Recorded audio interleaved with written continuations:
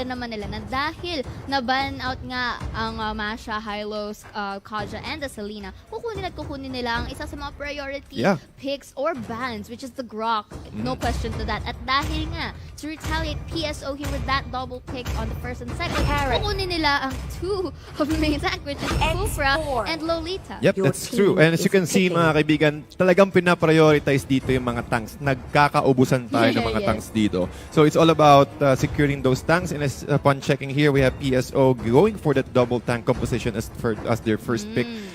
Kufra is highly contested right now. Again, because of his surprise factor na pwede kang bigla nang tumalon with the Tyrant's Revenge and then lock all enemy heroes in. Kapag nakakuha ka ng tatlong enemies inside the Tyrant's Rage, ang laking factor nun. Plus, meron ka pang follow-up with the possible Numenon Blast follow-up sa side ng PLD Smart Omega, and also given the fact na pwede ka magbigay ng Numenon Energy Core sa mga core heroes mo, making it easier or making it difficult for your enemy team to burst out your core. Basically, having these two tanks also adds up the additional time of survivability for the side of PSO dito. Pero syempre, dahil na pinrioritize ng PSO ang mga tanks, kukunin ni Happy Feet Empress as isa sa mga major damage dealers, and one of which is the Harith Mage. And of course, Xborg with his last Insanity, grabe na rin yung damage na makukuha agad. Indeed, and we're talking about team fight capabilities of Happy Feet Emperors right now, which is really strong. We're talking about the last Insanity, the ultimate of Xborg that can easily separate or misposition all of your enemy heroes kapag nakita nila na umiikot ka na. Nakaka-panic button yun. Kasi sa akin every time, sa akin based on my own experience, kung nakikita na ako ng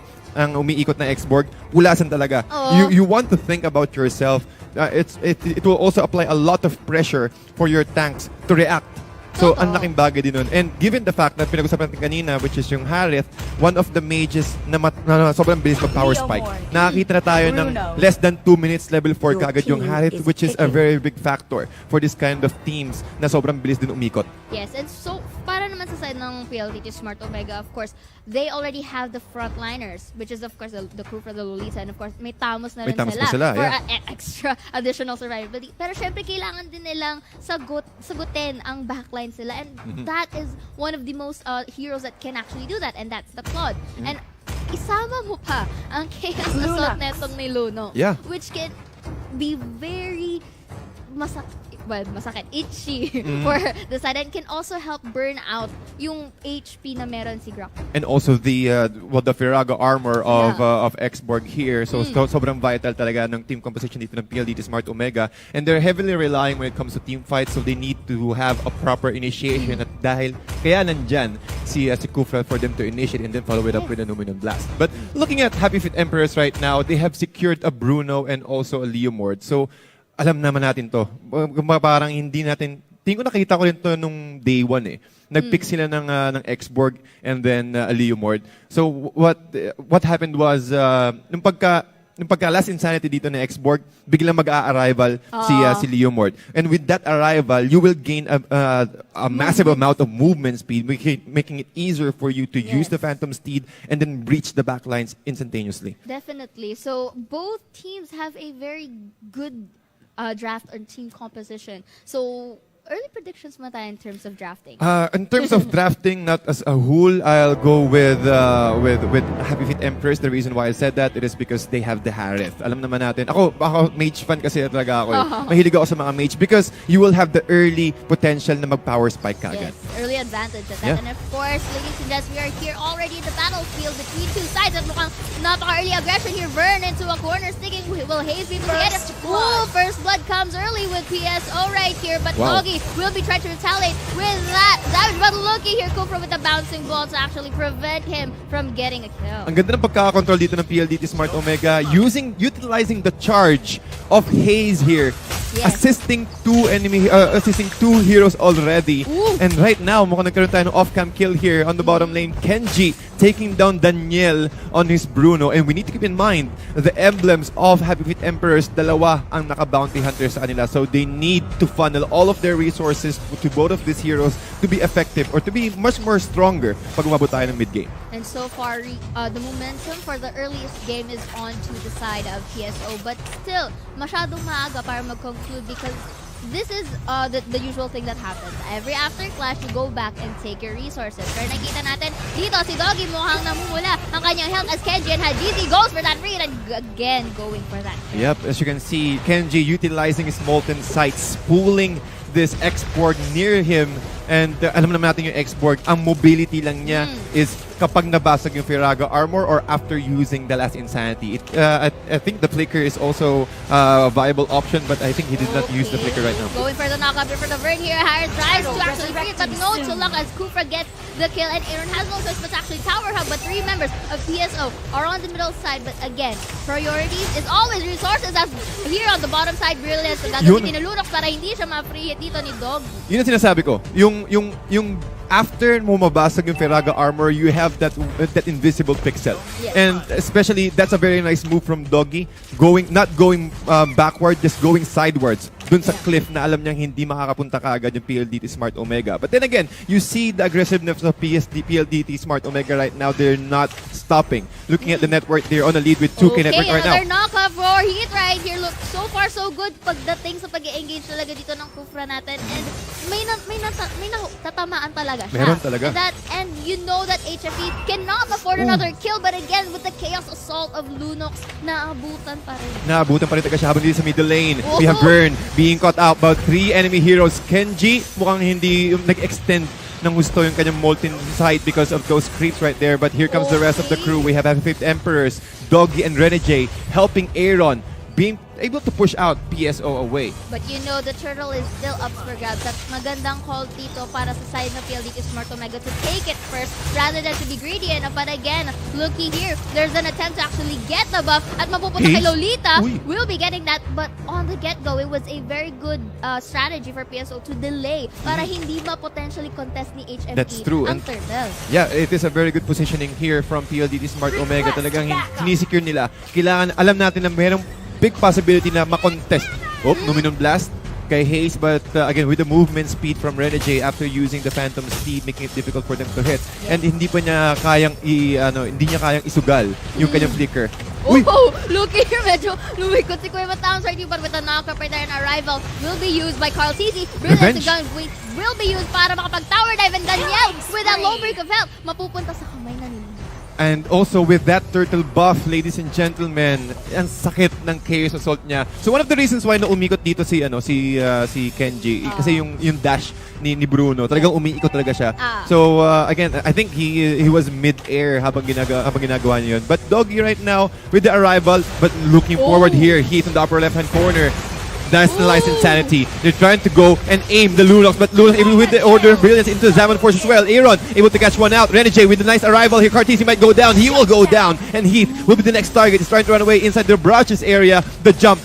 And again, another Tyrant's Revenge, but he might be able to be catched out. It was a bit an inch too late for Hayes to actually go for that backup. Pero again, arrival will be used para ma-prevent, pero hindi natuloy. It was cancelled out. And Hajizi here has a good opportunity to push that top. Pero nakikita natin, every camera angle we go, laging may teamfight ang nangyayari. Laging may bakbakan. Sobrang init ng dalawang teams natin dito, mga kaibigan. 9-3 at the moment. Less than 5 minutes for sure. But ang ginagawa dito kasi ng PLDT Smart Omega, they're just giving space for Hajizi. We all know na ang mga marksman talaga, medyo mahirap siya mag-online early game. The best way or the best way that you can help the marksman is to fund it or at least magbigay ka ng space. Yeah, to slowly scale. Don't say Claude, because he is going to be essentially needed as the game progresses. And of course, SGD knowing this, kailangan pa rin nila. Objectives is still the key. Yun pa rin ang focus nila dito. And of course, maganda ang job nila when it comes to delaying ang reaction time ng Happy Feet. Yeah, and right now, another objective been taken out by PLDT Smart Omega. Carl Casey nakuha na ang kanyang turtle buff. And right now, I think he went for an arrival Lunox, if I'm not mistaken here. But speaking of arrival, mukhang dalawa ang mag-arrival dito sa ating bottom side. Brilliance will be used to Lunox to go away from Misery. Last Insanity rather. Walang matatamaan doon, and it was a good attempt to defend the bottom tier tower for the side of HSD. At apat kaagad yun na force ng reaction dito ng PLD Smart Omega. And where is the turtle buff? Mukhang na-contest pa nga yata ng PLD Smart Omega dito. Kenji with the emotes. They're trying to psych out Happy Feet Emperors right now. But with that block from Vern, that will end the engagement For a little bit. Yes, and of course, Luminum Blast is going to be charged. But isa lang ang mahuhuli. And Last Insanity will be used pair up to Nolak. They still manage to destroy that middle turret tower. And again, look at here from the blazing duet of the Claude here. Not hesitating to tower dive. And now Renegade, naipit ng apat. At ayan na nga, will be into the hands of Sams. And again, a good position to push this middle turret. And that is one of the reasons why na highly contested talaga dito ang taas ng ban rate ng Kufra, because with the Tyrant's Revenge, you will get the surprise factor eh. Hindi mo, pwede kang mamili kung uunahin mo ba yung tank sa harapan o uunahin mo yung tank sa likod. Bihira ka lang makakuha ng option for that if you're playing a tank. Yeah. And with this kind of decision, PLDT Smart Omega funneling, gathering 10,000 net worth lead away from Happy Feet Emperors, and they have the map control right now. Speaking of map control, and they are abusing this type of control as they steal away all the resources na pwede pang makuha na HFE. But here, Doggy tries to actually go and harass them, but mukhang confident na si Hitito into actually entering bouncing ball will be used, and Lunox will be going for that kill. Blazing duet again for Hajizi, but they will not be able to get it. But in return, the Chaos Assault from Lunox will be taking the Harris down. Ang sakit talaga ng Lunox na naka-turtle buff. And with that, another objective will be taken by PLDT Smart Omega.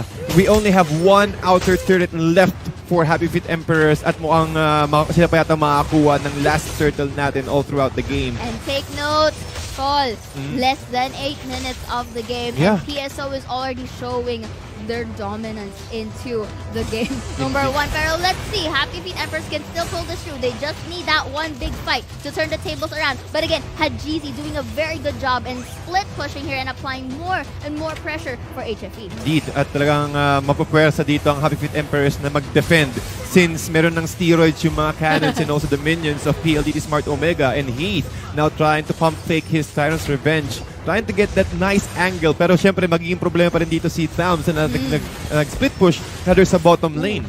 You saw that damage kanina coming from that Lunox earlier, and Doggy is forced to actually go back to regen health rather onto the base. And again here, gaya nga nasabi mo, that Happy Feet Emperors is forced to defend, not really going outside their base right here because they cannot afford another pick-off. That if one of them or one or two of them are already out of the game, it's going to be a smooth sailing for the side of PSO. That's true. At ang hirap talaga mag-defend yan since they have a lot of disable at the moment for PLDT Smart Omega. At nasa hawak din ni Hajizi yung blue buffs and also the turtle buff on the side of PLDT Smart Omega. So one of the best things that they can do right now is just to wait for a nice opportunity. Wait for PLDT Smart Omega to overextend and then use that Guardian's Barrier to lock them down inside the base. Which is, ang nakikita naman natin sa side ng PSO, they are very patient. Hindi sila nagra-rush in terms of pushing because they know that they have the upper hand into the 9 minutes of the game. And so far, maganda yung discipline nila na kinukulong lang nila ang members ng HFA dito sa kanilang base. Yep.